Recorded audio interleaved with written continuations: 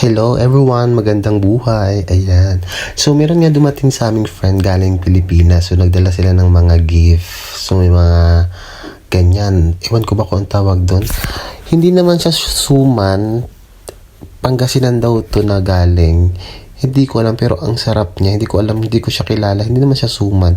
Parang nilaga siya na inihaw. So comment below guys kung anong tawag dyan. So hindi ko talaga siya alam kung ano. So ayun nga. So happy kami kasi ang dami nilang bigay na gift. Ayan. So iba-iba siya. Gusto ko yung panot siya.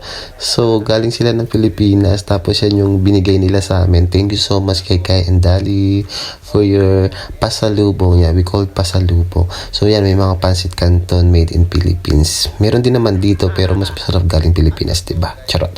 So ayun nga, meron din yung mga ganto-ganto. In fairness guys, yung bata pa ako, feeling ko itong mga chichiryang to ang lalaki. Oh, may Argentina pa. Oh, diba? Corn beef. Ang sarap niyan with egg. Tapos, ito yung my favorite talaga. Sinabihan ko sila na gusto ko ng panucha. Pero in fairness, yung panucha, malalaki siya. Tsaka, makakapal. Hindi katulad dati na yung 5 pesos yata, yung maliit lang. Tapos, ang dami nilang binigay na mga chips, chichirya ba ang tawag doon? Chichirya, tapos yan. Tapos, may Milo din, ayan, tapos Kope Ko Blanco, ayan, so meron na tayong pang kape. So, dati nakakatikim lang ako ng Milo sa Pilipinas pag may sakit ka, mga ganong bagay, pero ngayon, ayan, safari, para siyang boy bawang, parang ganon, pero apakaliit lang talaga, siguro 10 piraso lang meron dun sa loob. Ewan ko ba nangyayari sa mga ganon, hindi ko alam kung magkano na to sa Pilipinas, so comment below kung magkano na siya. Ito masarap to kasi corn siya na crunchy, so natikman ko na siya. Ito din yan, ito normal to, corn sarap, pero ang liit niya, sobra apakaliit. Hindi katulad dati nung 90s kami. So mga malalaki talaga yan, tsaka piso yata isa niyan o dos.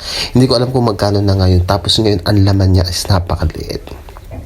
Pero anyway, masarap naman siya. So nabibigla lang talaga ako since 6 years na ako hindi umuwi ng Pilipinas. Namimiss na siguro ako ng Pilipinas. Charot.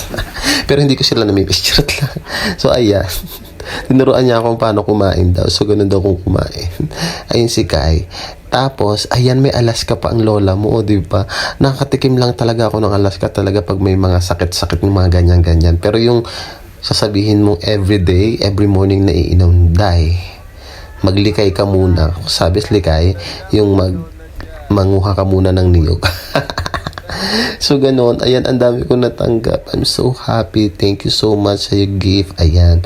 Tapos, meron pa silang ayan, may pa-star margarine pa, may pa-hopia, may cheese whiz, tapos may mikmik din. Gusto ko yung mikmik na yan. Nilalaro ko lang nung bata pa ako yan. So, nakakamiss lang talaga, no? Yung tanong lola mo, may dala-dala siyang tuyo. Ewan ko ba kung anong tuyo to? Espada daw yung kanyang tuyong dala. So, ayun. Espada yung tuyo. O, diba? Ang sarap niyan. Perfect. Kaya, ayan. Sa sobrang sarap niyan. Niluto namin apaka-crunchy. Pakalutong niya. Kaya perfect siya. So, ayun lang guys. Thank you so much for watching. So, goodbye. Ciao, ciao. Adios.